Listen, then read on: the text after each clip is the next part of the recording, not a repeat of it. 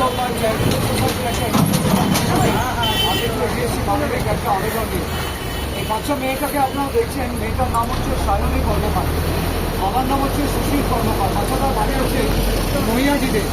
বয়স মেয়েটার মাত্র 9 বছর। আর এই ছোট্ট 9 বছর বয়সে সায়নীর শরীরে এই মুহূর্তে একটা মারণ রোগ বাসা বেঁধে আছে, যার ফলে সায়নী আজ মৃত্যুর সঙ্গে লড়াই করে। দেওয়া হচ্ছে 28 লক্ষ টাকা বাচ্চাটার পরিবারকে, কিন্তু এই 28 লক্ষ টাকা জোগাড় করে চিকিৎসা করার মতো সামর্থ্য বা ক্ষমতা বাচ্চাটার বাবা মায়ের একা করতে একদমই সম্ভব হয়ে উঠছে না। এত বড় অঙ্কের টাকা জোগাড় করে সায়নীকে অন্যভাবে ট্রান্সপ্লান্ট করা হচ্ছে। তাই বাচ্চাটার বাবা মায়ের আবেদনে আমরা একটি গভর্নমেন্ট রেজিস্টার সংস্থা সত্তর জলপাই চ্যারিটেবল সোসাইটির পক্ষ থেকে ছোট্ট শারীরিক চিকিৎসার জন্য আপনাদের সকলেরই সাহায্যের মধ্যে থেকে একটা সামান্য 10 কোটি টাকার ভ্রমণের ব্যবস্থা করেছি।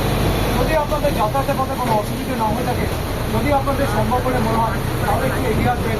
শারীরিকে নিজেদের পরিবারের সন্তান ছোট বোন মনে করে একটু পাশে দাঁড়াবেন, কারণ আপনাদের এই সহযোগিতার আমাদের অক্লান্ত পরিশ্রমী বাঁচিয়ে তুলবে ছোট্ট বাচ্চা মেয়েটাকে, ফিরিয়ে দেবে তার বাবা মার কোলে আগের মতন একটা সুস্থ স্বাভাবিক জীবনে। তাই পাত্রে একটু সহযোগিতা করবেন, একটু এগিয়ে আসবেন। অসংখ্য ধন্যবাদ আপনাদের সবাই। তাই সম্ভব হলে একটু সহযোগিতা করবেন।